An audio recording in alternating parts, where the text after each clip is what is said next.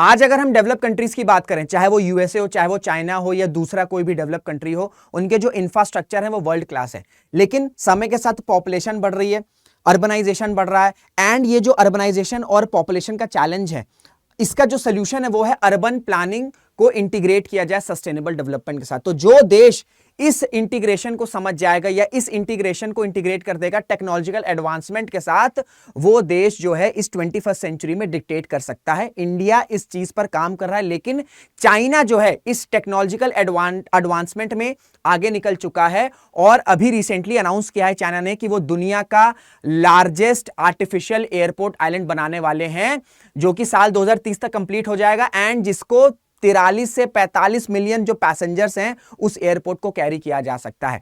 तो ये जो आर्टिफिशियल आइलैंड एयरपोर्ट का कॉन्सेप्ट है, ये किस तरीके से कंट्रीज को एडवांटेज प्रोवाइड कर सकता है जियोपॉलिटिक्स पर भी और इकोनॉमिक्स पर और ट्रेड के टर्म्स में भी, एंड इसके फायदे क्या हैं प्लस इसके चैलेंजेस क्या हैं, ये सारी चीजें आज हम समझने की कोशिश करेंगे इस एक वीडियो में। नमस्कार दोस्तों, मेरा नाम Rishabh Singh and you are watching current affairs powered by Day247। इसी तरीके की एनालिसिस आपको चैनल पर मिलती है तो चैनल को सब्सक्राइब जरूर कर लीजिएगा। China is building world's largest artificial island airport, और क्लेम ये किया है चाइना ने कि 43 मिलियन पैसेंजर्स, 43 मिलियन पैसेंजर्स जो है वो इस एयरपोर्ट, जब ये एयरपोर्ट कंप्लीट होगा इन द ईयर 2030, ज्यादा दूर नहीं है, 4-5 साल ही दूर है, वहां पर 43 मिलियन ये पैसेंजर कैरी कर सकता है और ये पैसेंजर की कैपेसिटी बढ़ती चली जाएगी। अगर मैं इसके लोकेशन की बात करूं, ठीक है, तो ये आपका दालियान, ये लोकेशन है, ठीक है, दालियान, ये जो आपका इंटरनेशनल एयरपोर्ट है यहां पर बनाया जाएगा। एंड इसकी अगर मैं लोकेशन की बात करूं तो ये चाइना के मेनलैंड कोस्ट से, एक तो ये चाइना के मेनलैंड कोस्ट पर पहला आर्टिफिशियल एयरपोर्ट बनने वाला है, और ये जो अभी प्रेजेंटली जापान और हांगकांग में आर्टिफिशियल एयरपोर्ट है उनसे भी बड़ा होने वाला है साइज में, ठीक है। प्लस इसकी जो लोकेशन, ये काफी ज्यादा एडवांटेज है क्योंकि इधर आपको साउथ कोरिया दिख रहा है, पूरा एशिया पैसिफिक दिख रहा है, इधर एशिया पैसिफिक पर दिख रहा है, फिर आगे जाओगे जापान है। तो इस वजह से ये लोकेशन पर अगर एक आर्टिफिशियल आइलैंड एयरपोर्ट बनता है तो एक मैराटाइम ट्रेड रूट बनाया जा सकेगा जिसको चाइना डोमिनेट करेगा, एंड एशिया पैसिफिक में जियोपॉलिटिकली भी और इकोनॉमिकली भी, दोनों ही वे में एक बड़ा गेम चेंजर साबित हो सकता है चाइना के लिए ये जो एयरपोर्ट, जो आर्टिफिशियल एयरपोर्ट आइलैंड है। इसी वजह से चाइना इस पर अच्छा खासा अमाउंट भी खर्च कर रहा है। अगर मैं आपको इसके पूरे एरिया की बात करूं तो 21.9 किलोमीटर में, 21.9 स्क्वायर किलोमीटर्स में पूरा का पूरा ये जो आर्टिफिशियल एयरपोर्ट आइलैंड है, इस तरीके से कुछ ये स्पैन है और ये बनेगा। इसमें आपके 7 रनवेज हैं, ठीक है, 7 रनवेज होने वाले हैं, और जो रनवे की लेंथ होगी, यहाँ जो मीटर्स होगा वो आपका 3800 मीटर्स होने वाला है, और विथ की बात करें तो 60 मीटर्स होने वाला है। दोनों ही के भी ये जितने भी आपके रनवेज हैं इसमें आपको 2 टर्मिनल बिल्डिंग्स भी देखने को मिल जाएंगी, जिसमें आपका 5 लाख स्क्वायर मीटर्स है, 35 टैक्सी वेज है, 97 एयरक्राफ्ट आपका डॉकिंग बेस है। इसी वजह से ये ह्यूमंगस आर्टिफिशियल आइलैंड एयरपोर्ट का प्रोजेक्ट है। अगर प्रोजेक्ट के कॉस्ट की बात करूं भाई, अगर इतने बड़े एरिया में बन रहा है, ठीक है, इतना रनवेज होने वाला है, तो ऑब्वियस सी बात है खर्चा भी अच्छा खासा लगने वाला है। तो एक्सपेक्टेड है कि $4.2 बिलियन जो है इस प्रोजेक्ट में खर्चा होगा, और इस तरीके से आपका पूरा देख सकती है एयरपोर्ट बन के तैयार होगा जो प्रेडिक्टेड बताया गया है। एंड इसमें land reclamation, construction, advance technology integration, environmental mitigation major सबको मिलाकर जो है जो एक्यूमुलेटेड कॉस्ट बन रहा है वो आपका $4.2 बिलियन के अराउंड बन रहा है। 2030 में एक्सपेक्टेड होगा। अभी 43 से 45 मिलियन पैसेंजर्स की कैपेसिटी बताया, लेकिन चाइना ने बोला है कि ये 150 मिलियन, ठीक है, ये आपका 150 मिलियन एनुअली, मतलब पूरे साल भर में अगर हम देखें तो 150 मिलियन पैसेंजर्स को ये कैरी करेगा। Humongous number. This can change the चाइना's significance in the entire Asia Pacific. अब जैसे मैंने आपको बताया कि जापान और हांगकांग के जो अभी आर्टिफिशियल एयरपोर्ट आइलैंड्स हैं उनको ये सरपास कर जाएगा बड़ी आसानी से, क्योंकि जो साइज है वो ह्यूमंगस है। टेक्नोलॉजी के टर्म्स, साइज के टर्म्स में तो है, टेक्नोलॉजी इंफ्रास्ट्रक्चर के टर्म्स में भी एक बड़ा कंपटीटर साबित होगा आने वाले डेकेड्स में। प्लस जैसे मैंने आपको बताया कि ये इसकी जो लोकेशन है काफी ज्यादा स्ट्रेटेजिक है, सो ये चाइना के बेल्ट एंड रोड इनिशिएटिव में एक कॉर्नरस्टोन का काम कर सकता है, कनेक्टिविटी भी प्रोवाइड करेगा और जो चाइना की इकोनॉमी है उसको भी स्ट्रेंथन करेगा। एंड इसी के साथ एशिया पैसिफिक में जो एक रेस लगी हुई है उसमें भी एक स्ट्रेंथन पोजीशन कर सकता है चाइना के फेवर में। तो that's why it is a very important project, और ये इंडिया को कहीं ना कहीं इसको काउंटर करने के लिए इंडिया को भी फिर इस तरीके के प्रोजेक्ट्स पर काम करना पड़ेगा। क्योंकि अगर इस तरीके से रीजन में, डिफरेंट रीजन में अगर चाइना का सिग्निफिकेंस बढ़ता चला जाएगा इस तरीके के टेक्नोलॉजिकल एडवांसमेंट के साथ, तो फिर इंडिया के लिए ये अच्छी बात नहीं होने वाली है। अब ये एक्सपेक्टेड है कि जो एयरपोर्ट बनेगा इससे tourism, trade, thousands of job create होंगी, ठीक है। तो ये इंटायर जो चाइना की जो इकोनॉमी जो अभी शायद थोड़ी डिक्लाइनिंग फेज में है, उसको ये वापस से खड़ा करने में एक बड़ा इंपॉर्टेंट रोल प्ले कर सकता है। अगर इसके मैं कुछ इंपॉर्टेंट फीचर्स की बात करूं तो इसमें आपको AI पावर ट्रैफिक कंट्रोल देखने को मिल जाएगा, ऑटोमेटेड सिस्टम देखने को मिल जाएंगे, इको फ्रेंडली प्रैक्टिसेस हैं इसमें, रिन्यूएबल एनर्जी को यूटिलाइज करेगा, ग्रीन बिल्डिंग टेक्निक्स को इसमें इंप्लीमेंट किया गया है। यानी कि जैसे मैंने आपको कहना कि urban development, urban planning and कैसे उसे इंटीग्रेट किया जा सकता है सस्टेनेबल डेवलपमेंट के साथ। तो ये जो इंटीग्रेशन है, ये जो कंट्रीज आने वाले टाइम में इस इंटीग्रेशन को समझ जाएंगी ना, आने वाले टाइम में वही फिर डिक्टेट करेंगे in terms of world order, in terms of infrastructure.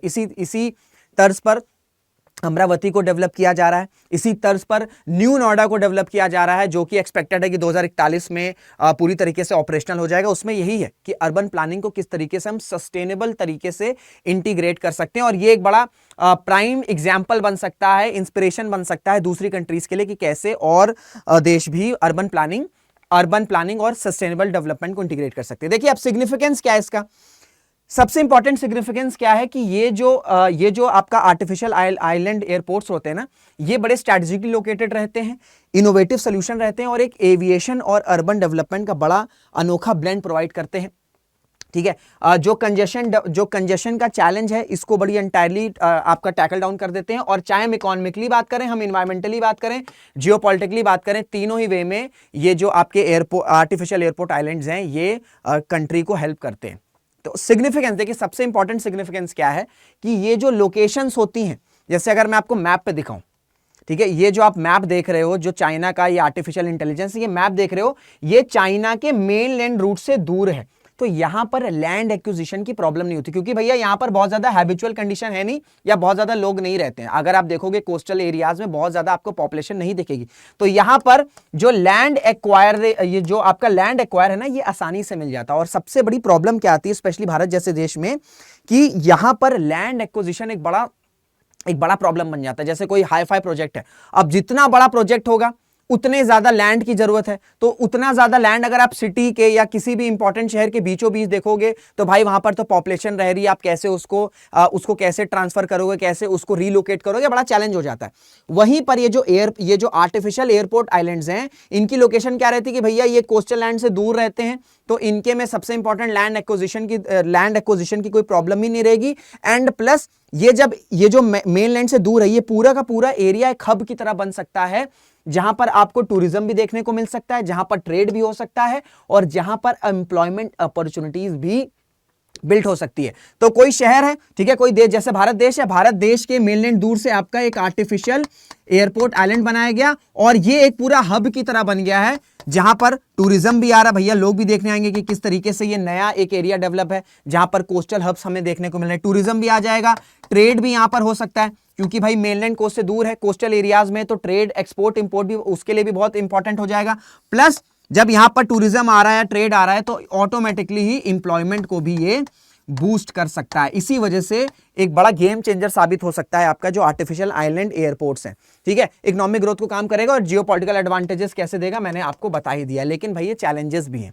अगर इतना आसान रहता तो फिर सभी देश डेवलप कर लेते। चैलेंज क्या भाई, देखो सबसे पहला तो चैलेंज है हाई कॉस्ट।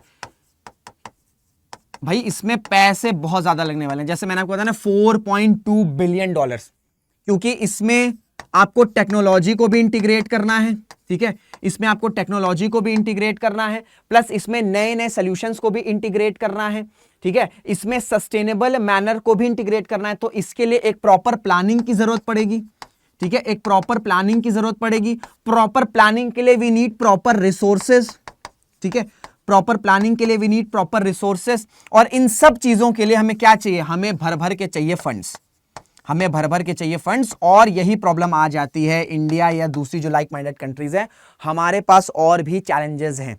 हमारी सोशल स्कीम्स रन कर रही है, डिफेंस के बजट हैं, ठीक है, आपके हेल्थ केयर के इनिशिएटिव्स हैं, एजुकेशन के इनिशिएटिव्स हैं। तो इस वजह से इतना ज्यादा फंड एक साथ एलोकेट करना किसी इतने इंपॉर्टेंट इंफ्रास्ट्रक्चर प्रोजेक्ट के लिए, क्योंकि इसका रिटर्न तुरंत तो आने वाला नहीं है भाई, पैसे तो तुरंत लगेंगे लेकिन इसका रिटर्न जो है वो धीरे धीरे देखने को मिलेगा। अब जैसे मैं बात करूं मैन्युफैक्चरिंग आपको एकाएक नहीं देखने को मिलेगी जब तक पॉलिटिकल विल नहीं आएगी। Political will that means, political will का मतलब क्या है कि आपको इनिशिएटिव लेने होंगे, शायद उसका रिजल्ट 15-20 साल बाद देखने को मिले, तो कोई दूसरी सरकार होगी ना, उसको फायदा होने वाला है। पर क्या ये पॉलिटिकल विल है भारत में या किसी और देश में? तो अगर वो पॉलिटिकल विल है तो ये सारी चीजें होती है। तो सबसे इंपॉर्टेंट है कि फंड के इश्यूज आ जाते हैं, ठीक है, फंड के इश्यूज आ जाते हैं, प्लस भाई इन्वायरमेंटल चैलेंज आ जाता है। एक और बड़ा इंपॉर्टेंट चैलेंज है, इन्वायरमेंट को ये बड़े लेवल में हार्म कर सकता है, क्योंकि जैसे मैंने आपको बताया कि भाई ये जो मेनलैंड कोस्ट से दूर है, ठीक है, ये मेनलैंड कोस्ट से दूर है, तो ये जो एरिया है, ये जो ओशन का एरिया है, अगर यहां पर इतने बड़े लेवल का कंस्ट्रक्शन होगा तो फिर ये जो मरीन पोल्यूशन है ना, ये जो मरीन पोल्यूशन है ये बड़े लेवल में बढ़ेगा। ऑलरेडी मरीन पोल्यूशन के चलते काफी चीजें हो रही हैं, काफी डिवास्टेटिंग चीजें हो रही हैं, तो उसमें अगर इस तरीके के कंस्ट्रक्शन होंगे, टेक्नोलॉजिकल कंस्ट्रक्शन होंगे, तो फिर मरीन पोल्यूशन एनवायरनमेंट चैलेंज हो सकता है। तो ये कुछ चैलेंजेस भी हैं लेकिन इसके फायदे भी हैं, और ये आने वाले टाइम में इस पर जो देश हैं वो फोकस करने वाले हैं। बाकी मैं आपसे एक सवाल पूछूंगा कि आपको क्या लगता है, क्या भारत को भी इस तरीके के आर्टिफिशियल एयरपोर्ट आइलैंड्स को डेवलप करना चाहिए? क्योंकि भारत के पास भी अच्छी खासी कोस्ट लाइन है, कोस्टल स्टेट्स हैं, क्या वहां पर इस तरीके के एयरपोर्ट्स को डेवलप करना चाहिए? आपकी जो भी राय आप कॉमेंट बॉक्स में राय अपनी बता सकते हैं। तो ये था पूरा कॉन्सेप्ट आर्टिफिशियल एयरपोर्ट आइलैंड का। आई होप आपको सारी चीजें क्लियर हो गई। कोई डाउट होगा तो अपने डाउट्स आप कॉमेंट बॉक्स में पूछ सकते हैं। तो इसी के साथ इस वीडियो को एंड करते हैं, मुलाकात करेंगे आपसे अगले वीडियो में। जय हिंद, जय भारत।